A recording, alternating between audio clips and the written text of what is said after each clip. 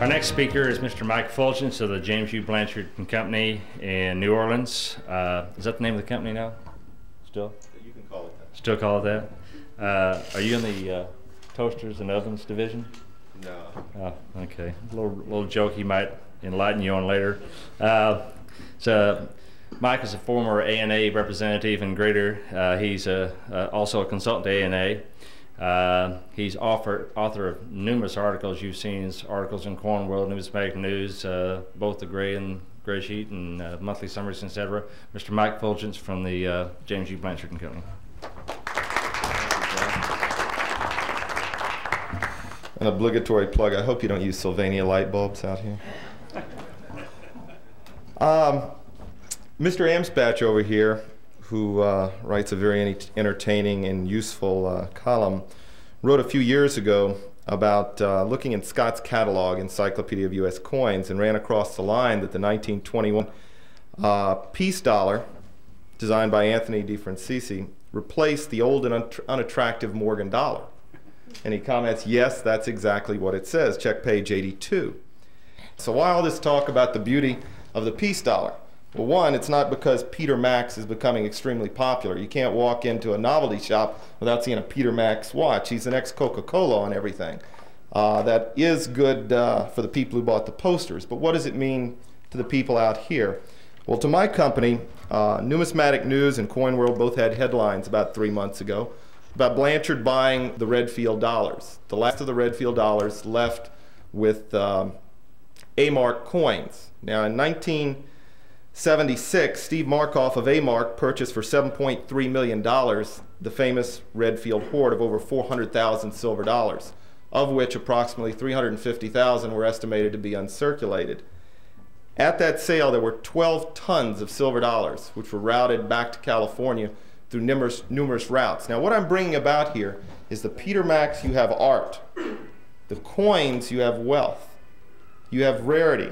In no other investment do you have a combination of history, which I'll be getting into on Redfield, art, and wealth. It's a wonderful field all of us share in, and oftentimes we don't emphasize so much the characteristics that make this a wonderful profession and a wonderful investment. Not only can you get income, you can get psychic income. Let me give you a little background on LeVere Redfield. He's a character who could have stepped right out of A Christmas Carol by Charles Dickens or George Eliot's Silas Marner. He was a real-life Uncle Scrooge. He was born in Ogden, Utah in 1897. He was a potato digger in Idaho. He moved to LA in 1936 and made his money buying land and stocks. Despite his riches, he was very miserly. He often went around in jeans and flannel shirts. He gambled heavily when he later resided in Reno, but was very stingy, usually didn't leave a tip at all, and he despised the IRS. Newsflash there. Ooh, we are live, aren't we, David? Anyway, at the time, he believed if he could hoard, he had this weird belief that if he could hoard money, tangible assets, the government couldn't take it away from him. He served over a year in prison for income tax evasion, but over the period of time, he amassed in his 80-foot-high vault all his silver dollars. When he died, and the irony of it was, he left a note on top of this mound of silver dollars. Do not show this to the IRS.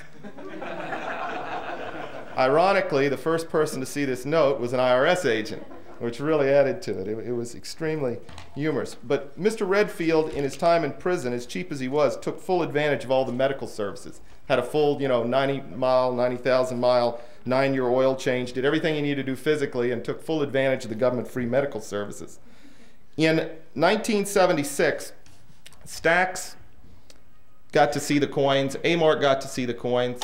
The underbidder was Bowers at $7.2 million, and they didn't even see the coins.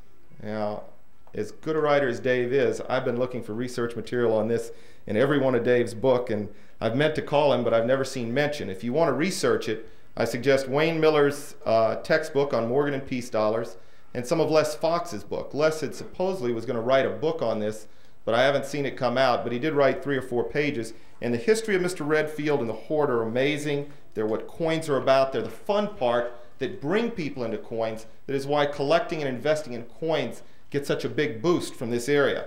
And if you're really interested in a series, take some time to read about the Morgan and Peace dollar series and about the Peace dollars.